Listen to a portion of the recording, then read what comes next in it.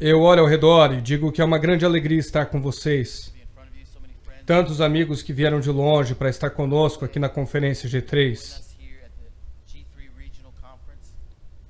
É uma honra para mim poder pregar sobre esse tema. Dr. Josh Buice, fundador da G3, foi extremamente generoso ao longo desses anos, comigo e com o Daryl, nos ajudando em nosso podcast.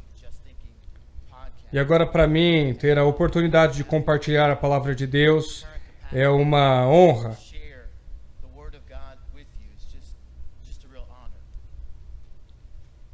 Eu gostaria de dizer uma coisa sobre os comentários que o Scott fez, mas eu não vou fazer não.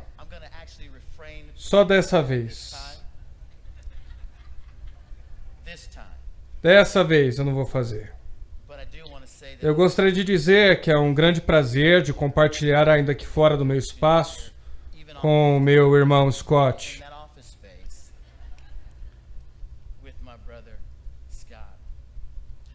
Eu gostaria que você abrisse a sua Bíblia em 2 Coríntios, capítulo 10, versos 1 a 6. E quando você abrir a palavra e encontrar a passagem, se você puder, eu gostaria que você ficasse de pé. Essa é a palavra de Deus. E ela diz o seguinte: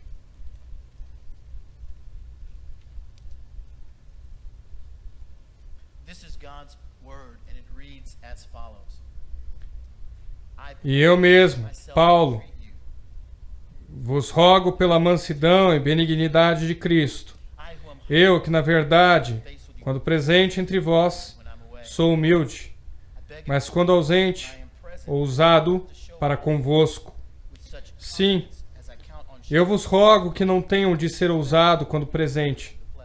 Servindo-me daquela firmeza com que penso, devo tratar alguns que nos julgam, como se andássemos em disposição de mundano proceder. Porque, embora andando na carne, não militamos segundo a carne. Porque as armas da nossa milícia não são carnais, e sim poderosas em Deus, para destruir fortalezas, anulando nós sofismas e toda altivez que se levante contra o conhecimento de Deus, e levando cativo todo pensamento à obediência de Cristo. E estamos prontos para unir toda a desobediência, uma vez completa a vossa submissão. Vamos orar. Senhor, nós te agradecemos e louvamos pela sua palavra suficiente na vida de todo crente. Suficiente para todo mundo, se eles quisessem. Mas nós nos prostramos e entendemos a magnitude e o peso dessa verdade. Minha oração é que nesse tempo juntos possamos abrir nossos olhos e que seu Espírito nos ilumine e coloque em nossos corações e que sejamos para sempre mudados e transformados por ela. Pedimos assim, em nome de Jesus. Amém. O que estamos lendo nesse texto das Escrituras é a carta aberta de Paulo aos falsos mestres da igreja de Corinto. Esse trecho da Escritura começa dizendo algo que é muito dito sobre os falsos mestres. Como lemos aqui no capítulo 10 de 2 Coríntios, o primeiro verso começa essa linha de raciocínio e argumentação contra os falsos mestres. Ele não completa essa linha de argumentação até o final do livro, no capítulo 13. Aqui é a conclusão do livro de Paulo, capítulos 10 a 13.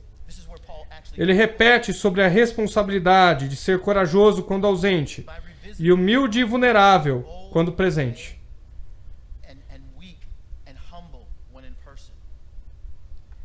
É aqui que ele começa admoestando os falsos mestres para examiná-los a fim de saber se estão na fé. O interesse sobre essa afirmação é que é uma oportunidade para aqueles que estavam guerreando contra o apóstolo Paulo. É uma oportunidade para arrependimento. É uma oportunidade para eles saírem da injustiça e virem até a justiça. Eu acho isso muito interessante. Eu não sei se você já teve um inimigo que queria te machucar, que quisesse te fazer mal. Você não ia querer que essa pessoa viesse ao conhecimento da salvação em Cristo. Você ia querer que ela sofresse algum dano. Mas não é o que vemos na demonstração de Paulo aqui. É impressionante quando você reflete sobre isso. Você fica maravilhado com a demonstração de ousadia da parte de Paulo aqui. Mas ao mesmo tempo ele também demonstra muita humildade. Você deveria ficar impressionado com o fato de que Paulo está operando debaixo da autoridade apostólica, mas ele é absolutamente temperado com humildade e com o coração amoroso de um pastor. A igreja de Corinto, que Paulo amava desde o seu início, cuja origem está em Atos capítulo 18, verso 11, quando Paulo está ali os encontrando pela primeira vez, ele percebe algumas conversões, então decide ficar com eles por algum tempo. E outros vêm, recebem o conhecimento da salvação. Geralmente a gente pensa em igrejas em termos de prédio, ou salão, ou algo parecido, mas não é o que está acontecendo aqui. As pessoas estão vindo para uma fé salvadora em Cristo. Como resultado, Paulo teve um relacionamento profundo com essas pessoas. Paulo era bastante apaixonado pela igreja de Corinto. Digo isso em ambos os sentidos. Amava os que seguiam a Cristo, mas também tinha dor de cabeça e lamento.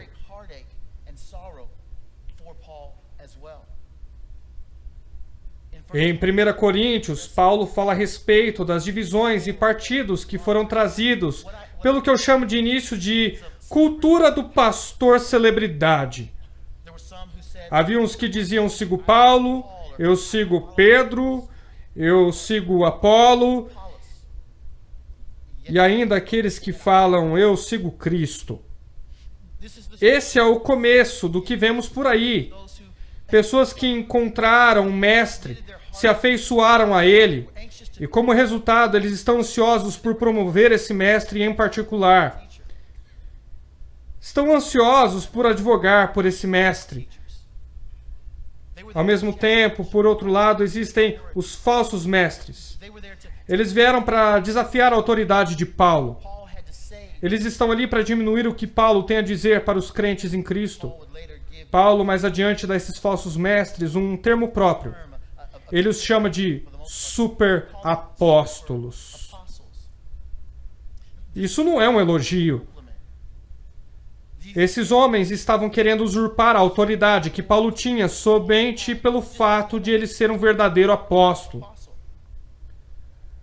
Além disso, Paulo fala sobre a imoralidade sexual da igreja e inúmeros erros que faziam parte do culto de Coríntio. Depois dessa carta e de uma visita breve, Paulo deixou Corinto. E ele esperava lhes fazer outra visita, mas antes disso, ele escreve essa importante carta. Essa carta é conhecida como a Carta Dolorosa, ou a Carta das Lágrimas. Essa carta é citada em 2 Coríntios, capítulo 2, verso 4, onde Paulo escreve o seguinte: porque no meio de muitos sofrimentos e angústias de coração vos escrevi, com muitas lágrimas, não para que ficasseis entristecidos, mas para que conheceis o amor que vos consagro em grande medida. Isso é inacreditável. Dado a natureza de relacionamento que Paulo tinha com essa igreja, eles receberam os falsos mestres e rejeitaram a Paulo. E ainda assim ele deixava a cidade e escreve essa carta no caminho, apesar da falta de consideração com que foi tratado. Porém, foi somente depois de um relatório de Tito, que lhe trouxe boas notícias em tempo oportuno, que Paulo percebeu que talvez sua carta tivesse produzido arrependimento. Nós vemos isso em 2 Coríntios, capítulo 7, versos 8 e 9. Paulo escreve, depois desse ponto, a carta que estamos lendo chamada 2 Coríntios. A seção da Escritura, que estamos no capítulo 10, Paulo se dedica a escrever para esse remanescente. esse remanescente de falsos mestres que ficam sentados observando. Eles notam o arrependimento da igreja de Corinto, eles notam que as pessoas se arrependem e se voltam para a verdade da palavra de Deus. Como resultado, esses falsos mestres sentam e esperam a hora certa.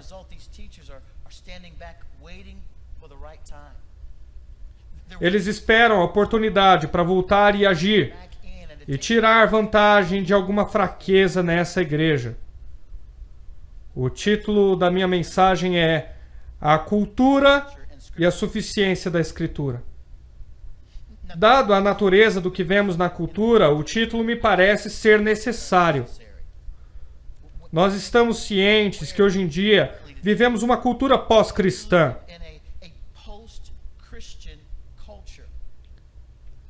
Vivemos em um mundo que tenta evitar o fato de que tivemos influência da ética judaico-cristã. O problema, no entanto, não é a cultura. Nós esperamos o mundo fazer o que faz. A gente espera que o mundo seja mundano. O problema é que a igreja não está tendo mais influência no mundo. E o contrário é verdadeiro. A cultura está tendo grande impacto na igreja. Temos que ter em mente que precisamos saber onde estamos e o que estamos fazendo. Nós percebemos muitos púlpitos fracos, com pastores e líderes se curvando diante de questões culturais. Tudo isso sob o pretexto de se manter relevante. Acho que temos muito a aprender com o exemplo do apóstolo Paulo nessa seção da Escritura, em sua abordagem aos falsos mestres, particularmente o ensino falso de seus dias.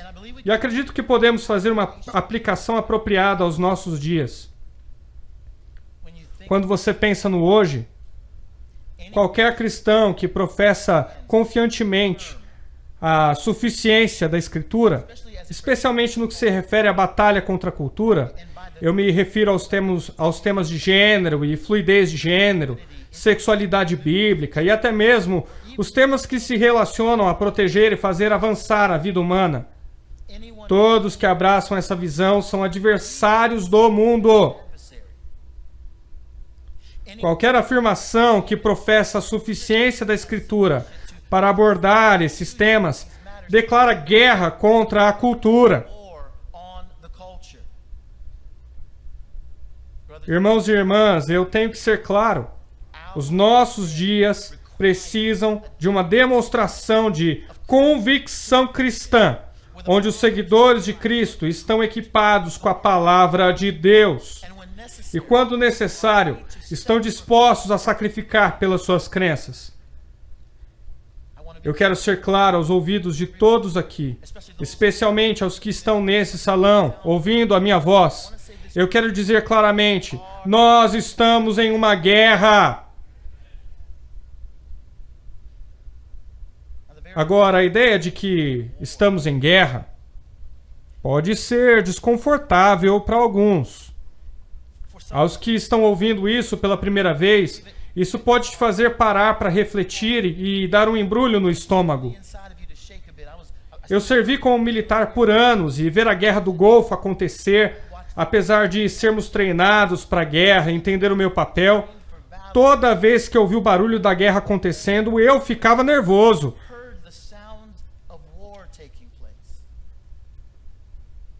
Era desconfortável. Isso me embrulhava o estômago. Minha esperança em compartilhar essa declaração com você é que te faça parar para refletir. Fazer-te parar para refletir sobre onde estamos em nossa cultura atual. Cristãos, por séculos, sempre entenderam essa verdade. A fé, uma vez dada aos santos, sempre estará em conflito. Essa não é uma ideia nova para eles. Definitivamente não. Essa batalha em que estamos é uma guerra. No entanto, nossa guerra é travada de um jeito diferente. Em seu livro Um Corpo de Divindade, do puritano pregador Thomas Watson, ele diz: o cristão é um militar. Ele luta as batalhas do Senhor. Ele carrega a sua bandeira. Embora ele aguente o calor da batalha e as balas voam por sua cabeça, ele luta por uma coroa. O autor inglês John Foss diz: príncipes, reis e outros governadores do mundo usaram sua força e poder contra a igreja. Ainda assim, ela continua a aguentar e segurar a sua herança. Em seu comentário sobre 2 Coríntios 10, João Calvino escreve o seguinte: a vida do cristão é uma batalha perpétua. Qualquer um que se dedica ao serviço de Deus, Satanás não lhe dará descanso. Ele será assediado com constante inquietude. Esse homem, no entanto, é impedido de abdicar de seu posto. Ao mesmo tempo, ele não recebe coragem ou bravura para contender, porque ele não se exercitou em outra coisa senão em lutar. Então devemos levar isso em consideração, que o Evangelho é como o fogo que Satanás concentra toda a sua ira. A Bíblia está repleta de avisos de que seremos odiados e perseguidos. Os seguidores de Cristo sempre enfrentarão tribulações.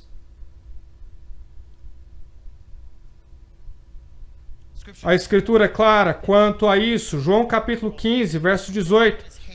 Se o mundo vos odeia, sabei que primeiro do que a vós, outros, me odiou. E se fossem do mundo, o mundo amaria o que era seu. Todavia, não são do mundo, pelo contrário, dele vos escolhi. Por isso o mundo vos odeia. 2 Timóteo 3,12, ora, quantos aqueles que quiserem viver piedosamente em Cristo serão perseguidos. 1 João 3,13, irmãos, não vos maravilheis se o mundo vos odeia. Filipenses 1,29, porque vos foi concedida a graça de padecerdes por Cristo, e não somente de crerdes nele. Como crentes em Cristo, estamos engajados em uma batalha. No entanto, essa batalha não é física. Eu acabei de ler o texto que diz que a nossa fé traz sofrimento. Filipenses 1,29. A Escritura também é clara. Paulo explica: pois a nossa luta não é contra seres humanos, mas contra os poderes e autoridades, contra os dominadores desse mundo de trevas, contra as forças espirituais do mal nas regiões celestiais. Efésios 6,12. Seja honesto. Mais cedo, quando eu disse que nós estamos em período de guerra, alguns de vocês ficaram desconfortáveis. Mas então eu disse que nossa guerra não é contra carne e sangue, mas contra principados, potestades e forças espirituais nas regiões celestiais. Aí vocês ficaram mais aliviados. Infelizmente, essa resposta demonstra que não levamos a batalha espiritual a sério. Nós não temos uma visão clara sobre o peso da batalha no campo espiritual. A batalha espiritual não é menos séria do que a batalha física. A batalha espiritual pode inclusive custar a sua vida. A batalha espiritual vista nas Escrituras fizeram homens serem crucificados de cabeça para baixo, serem jogados no óleo quente. A batalha espiritual fez homens da história da igreja serem queimados em uma estaca, apanharem, afogados, e suas posses foram tomadas, colocados na prisão, abusados e até cortados em pedaços pelo bem do Evangelho. Hoje, no entanto, são poucos os homens que querem sofrer do mesmo modo pelo bem de Cristo e a suficiência da Escritura. Hoje, o seguidor de Cristo, com uma visão elevada da Escritura, é um remanescente na igreja moderna. Os púlpitos americanos estão lotados com palestrantes motivacionais, superapóstolos modernos, como dito por Paulo. Eles abraçam relevância em detrimento à revelação da Escritura. Eles abraçam a autoimportância em detrimento ao autossacrifício. Eles abandonaram totalmente a suficiência da Escritura. Essa é a verdade. Uma falha de grande parte dos líderes evangélicos modernos. Isso está claro em nosso contexto moderno, com a aplicação da decisão Roe v. Wade. Uma vez que a Suprema Corte sancionou o veredito de Dobbs e Jackson, as coisas ficaram claras. Seguindo o veredito, que terminou na proteção constitucional do aborto, muitos pastores correram para os seus púlpitos para pregar. Entretanto, essas pregações estavam em desacordo com a visão bíblica sobre a questão do aborto. No domingo após a decisão, Jamal Bryant, o pastor principal da Igreja Batista Missionária do Novo Nascimento. Irônico o fato de que o nome da igreja seja o Novo Nascimento, dado o seu posicionamento. Jamal Bryant subiu ao púlpito para dar a sua opinião.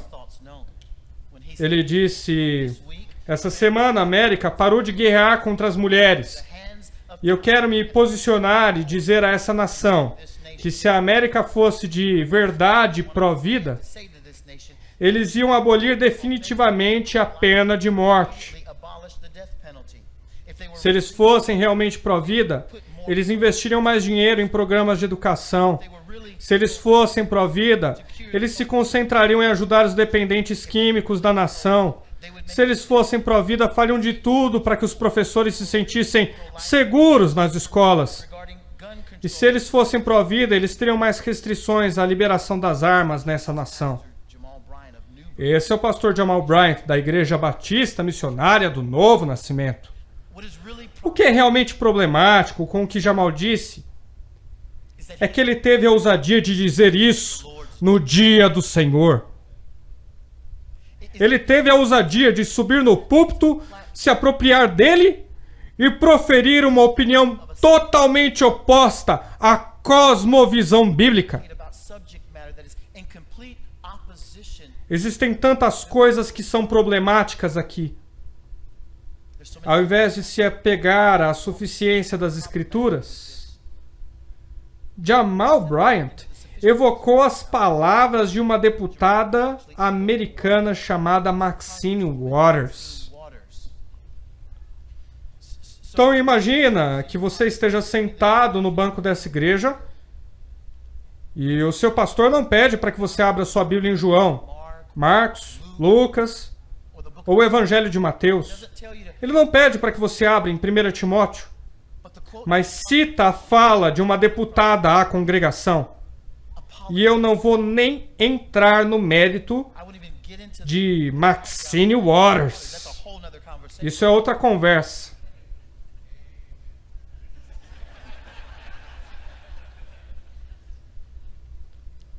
Bryant disse isso. Eu apoio a matriarca viva do movimento, Maxine Waters, que disse que eles declararam guerra a 32 milhões de mulheres dessa nação. É interessante, não? Que ele não tem problema em usar a palavra guerra para delimitar as linhas da batalha. E infelizmente ele está ao lado errado dessa batalha.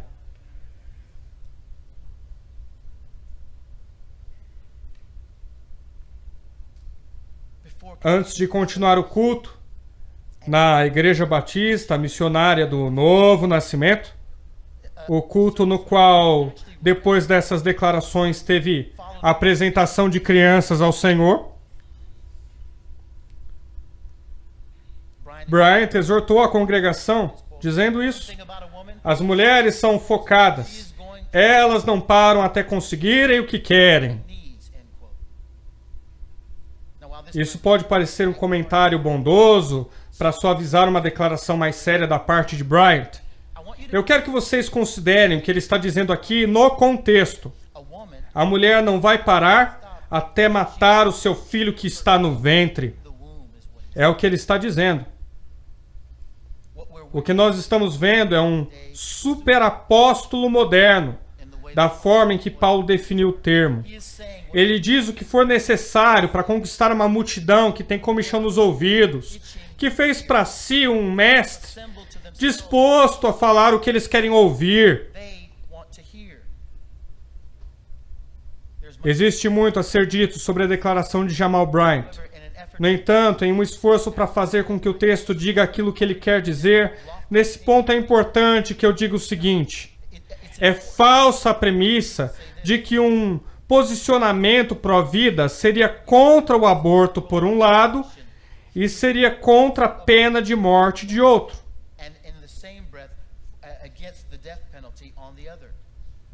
O posicionamento pró-vida entende que a pena de morte é proferida contra os crimes mais brutais. Os expoentes pró-vida advogam a pena de morte para assassinos convictos, por conta do alto valor que tutelamos a vida humana inocente. E esse posicionamento não é uma ideia nova, nem é algo que criamos ou começamos a defender de repente. É encontrado no Antigo Testamento, Levítico 24:17. Quem matar alguém será morto. Além disso, o bebê no ventre não cometeu nenhum crime que seja digno de morte. Outra área em que os evangélicos têm recebido o falso ensino é na área da idolatria à etnicidade.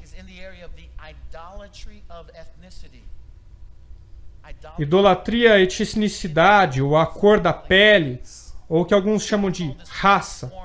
Eu chamo essa forma de idolatria moderna de ministério da melanina.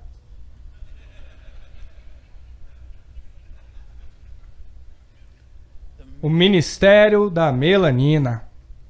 Que bagunça. O que segue desse ministério é um apelo à reconciliação racial, como se o sangue de Cristo não fosse suficiente para nos reconciliarmos com Deus e uns com os outros, como afirmam as Escrituras.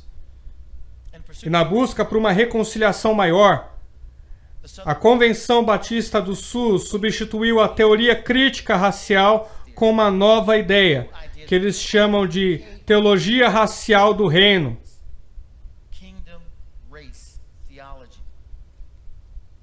Essa abordagem à reconciliação racial são oferecidas nos escritos de homens como Tony Evans, o pastor da Igreja Comunidade Bíblica Oak Cliff, em Dallas, Texas. E em seu livro Teologia Racial do Reino, Evans usa e abusa de um exemplo para falar sobre racismo estrutural. Ele diz isso. Pense em um velocista, onde alguns atletas queimam a largada ou podem começar em outro ponto da pista mais à frente de outro grupo. O outro grupo fica o tempo todo tentando alcançar o da frente. A corrida não é igual para todos. Evans continua. Essa ilustração pode fazer você ter mais empatia por essa realidade histórica de racismo estrutural. Agora, as falácias associadas a esse exemplo abusivo são inúmeras. Primeiro, ninguém começa a vida ou raça em uma posição igual a de todo mundo. Todos temos dons diferentes, talentos, níveis de inteligência. E alguns têm 2 pais, enquanto outros têm apenas um. Alguns nascem em famílias abastadas e ainda assim fracassam na vida. Outros nascem em famílias pobres e, apesar de suas desvantagens, eles têm sucesso. Como uma pessoa começa a vida pode ser útil, mas ninguém terá o mesmo desfecho, ainda que tenha nascido com iguais vantagens, como Evans e outros preferem acreditar.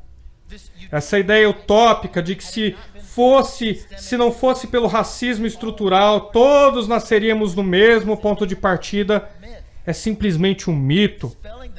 Para desacreditar esse mito, basta olhar os irmãos de uma mesma família, ou gêmeos idênticos nascidos de uma mesma família. Eles têm as mesmas oportunidades, mas desfechos totalmente diferentes. Segundo, nem todos estamos correndo a mesma corrida. Vamos supor que Evans usasse a escritura ao invés da cultura pop, ou analogias da cultura pop. Ele poderia ter lido a conversa de Paulo com Timóteo, como Paulo escreveu: eu lutei o bom combate, completei a corrida, guardei a fé, 2 Timóteo 4:7. A corrida de Paulo só tinha ele como competidor. Deus colocou os obstáculos e vantagens que Paulo teria ao longo da jornada. E ele fez isso para conformar Paulo à imagem de Cristo. Nossa preocupação não deveria ser os avanços temporais ou desvantagens que percebemos ser vivenciadas. A nossa preocupação deveria ser: nós estamos sendo formados à imagem de Cristo? Essa é a corrida que Deus nos deu para correr.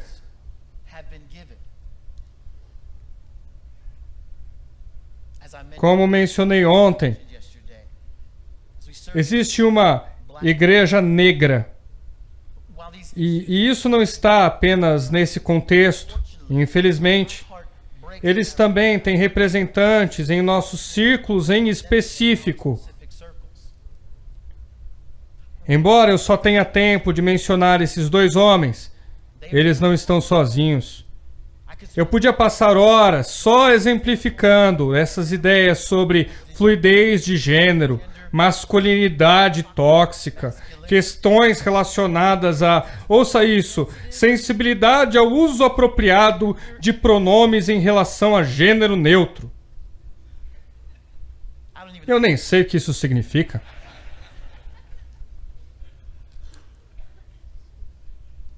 E eu acho que eles também não sabem não, hein? E pastorado feminino no púlpito, e a lista segue, vai e vai. O evangelicalismo está doente. O que precisamos é tratar esse paciente acamado com uma boa dose de soro de suficiência bíblica. O autor de Hebreus explica dessa forma: porque a palavra de Deus é viva e eficaz, e mais cortante do que qualquer espada de dois gumes, e penetra até o ponto de dividir a alma e espírito, juntas e medulas, e é apta para discernir os pensamentos e propósitos do coração. Hebreus 4:12. Essa é a palavra de Deus. E essa palavra transforma o coração humano.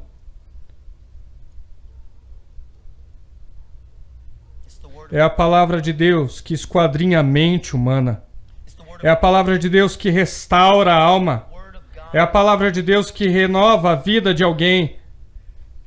Hebreus capítulo 6, verso 19. A palavra de Deus é nossa âncora.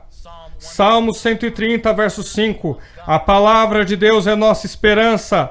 Salmo 119, verso 62. A palavra de Deus é nossa alegria. Salmo 119, verso 11. A palavra de Deus nos mantém longe do pecado. Salmo 119 diz: a palavra de Deus é lâmpada para os nossos pés e luz para nosso caminho. Salmo 119, verso 50. A palavra de Deus é nosso consolo. Efésios 6, 17. A palavra de Deus é uma espada. Provérbios 30, verso 5, a palavra de Deus é perfeita. Provérbios 19, 7, a palavra de Deus é sabedoria. Salmos 119, 160, a palavra de Deus é a verdade. Mateus 4, 4, a palavra de Deus nos sustenta. Lucas 1:37, a palavra de Deus jamais falhará.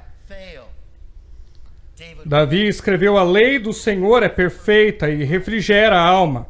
O testemunho do Senhor é perfeito e dá sabedoria aos simples. Os preceitos do Senhor são retos e alegram o coração. O mandamento do Senhor é puro e ilumina os olhos. O temor do Senhor é límpido e permanece para sempre. Os juízos do Senhor são verdadeiros e todos igualmente justos. São mais desejáveis do que ouro, mais do que muito ouro depurado. e são mais doces do que mel e o destilar dos favos. Se você entender o poder da palavra de Deus, a pergunta seria: aonde estão os homens dispostos a subir no púlpito e corajosamente declarar com poder que essa é a verdadeira palavra de Deus?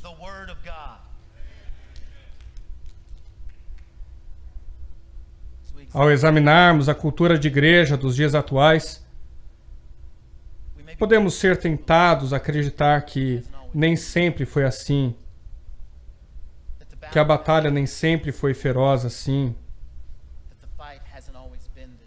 que a luta nem sempre foi dura. Porém, ao examinarmos as páginas da Escritura, Paulo, nesse mesmo texto que estamos lendo, mostra uma realidade diferente. Ele nos dá 4 coisas para analisarmos a respeito de falsos mestres. Vamos olhar detalhadamente essas 4 coisas. Nós vamos considerar a humildade de Paulo. Vamos considerar a humildade em 2 Coríntios, capítulo 10, versos 1 e 2. Nós deveríamos considerar a mortalidade de Paulo no verso 3. Nós vamos considerar o poder de Paulo nos versos 4 e 5a.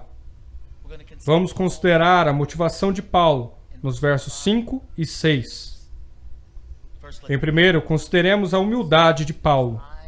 E eu mesmo, Paulo, vos rogo pela mansidão e benignidade de Cristo. Eu, que na verdade, quando presente entre vós, sou humilde, mas quando ausente, ousado para convosco. Sim, eu vos rogo que não tenha de ser ousado quando presente, servindo-me daquela firmeza com que penso devo tratar alguns que nos julgam como se andássemos em disposições de mundano proceder. Esse é Paulo, o apóstolo, que tem toda a autoridade apostólica. Ele apela aos seus inimigos, os falsos mestres que tentaram tirar a sua credibilidade. Eles acusam, dizendo que Paulo é um homenzinho que só fala com ousadia quando está longe escrevendo cartas. Paulo é um batalhador que trabalha para viver e não consegue nem ao menos sustento para uma vida em que ele seja capaz de se focar em uma vida onde ele possa mais profundamente se concentrar no ministério. Ele não pode ser um apóstolo de verdade. Essa é a acusação contra ele. Essa é a acusação de seus detratores. Paulo usa essa acusação e volta ela contra eles. E humildemente diz: vos rogo, pela mansidão e benignidade de Cristo. Essa é a mesma palavra que Paulo usa em Filipenses, capítulo 2, versos 3 a 8, onde ele diz: nada façais por partidarismo ou vanglória, mas por humildade, considerando cada um como superiores a si mesmo.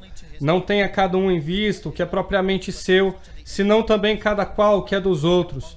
Tende em vós o mesmo sentimento que houve em Cristo Jesus, pois ele, subsistindo em forma de Deus, não julgou como usurpação ser igual a Deus. Antes, a si mesmo se esvaziou, assumindo a forma de servo, tornando-se em semelhança de homens, e reconhecido em figura humana, a si mesmo se humilhou, tornando-se obediente até a morte e morte de cruz. Essa é a humildade de Paulo. Agora consideremos a sua mortalidade no verso 3. Porque embora andando na carne, não militamos segundo a carne. Aqui Paulo está repetindo o que seus detratores disseram sobre ele. Eles o acusaram de estar na carne, tendo uma ambição carnal, um desejo carnal de autoengrandecimento. Paulo está repetindo a acusação de seus detratores. Ao mesmo tempo, não está admitindo nenhum tipo de culpa do que o acusam. Pelo contrário, a ideia de estar andando segundo a carne é simplesmente um mortal. Ele é um mero ser humano que está caminhando, como você e eu. Por humanos que somos, sendo criados à imagem e à semelhança de Deus. Mas aqui, nesse plano terreno, essa não é uma acusação contra algo sexualmente imoral, mas os detratores de Paulo estavam dizendo que ele era ambicioso e queria se engrandecer. Essa acusação era inclusive a mesma que os superapóstolos estavam cometendo. Porque embora andamos na carne, não militamos segundo a carne. A batalha da qual participamos não se propõe a fazer como nossos inimigos fazem. Nós vemos isso no texto da Escritura, 1 Pedro 3:15 a 16. Antes, santificai a Cristo como Senhor em vosso coração, estando sempre preparados para responder a todo aquele que vos pedir razão da esperança que há em vocês, fazendo, todavia, com mansidão e temor, com boa consciência, de modo que, naquilo em que falam contra vocês, fiquem envergonhados os que difamam o bom procedimento em Cristo. Então nós consideramos a humildade e mansidão de Paulo, a sua mortalidade. Agora vamos considerar o seu poder nos versos 4 e 5. Porque as nossas armas não são carnais, e sim poderosas em Deus para destruir fortalezas. Nós destruímos argumentos e qualquer opinião que se levante contra o conhecimento de Deus. O que encontramos aqui é a ideia de Paulo, que as armas que Deus nos deu têm poder divino para destruir fortalezas. Para Paulo, a sua experiência de manejar o poder divino de Deus, que destrói fortalezas, na verdade, pode ser provado pelo fato de ele mostrar a sua própria conversão. As fortalezas da mente de Paulo contra os seguidores de Cristo fez com que concordasse na morte de Estevão. Ali estava Paulo com fortalezas em sua mente, enquanto ele olhava a morte de Estevão. A fortaleza que estava em sua mente não permitia que ele dissesse que era errado, que eles não deveriam fazer aquilo. De fato, a Escritura relata o contrário, que até mesmo depois da morte de Estevão, Atos capítulo 9, versos 1 e 2, Saulo, respirando ainda ameaças e morte contra os discípulos do Senhor, dirigiu-se ao sumo sacerdote e lhe pediu cartas para as sinagogas de Damasco, a fim de que, caso achasse alguns que eram do caminho, tanto homens como mulheres, os levasse presos para Jerusalém. Então ele segue o seu caminho para fazer isso. E quando ele faz, o que acontece? Ele encontra o Senhor. Ele encontra a palavra viva de Deus. E as fortalezas de sua mente são destruídas.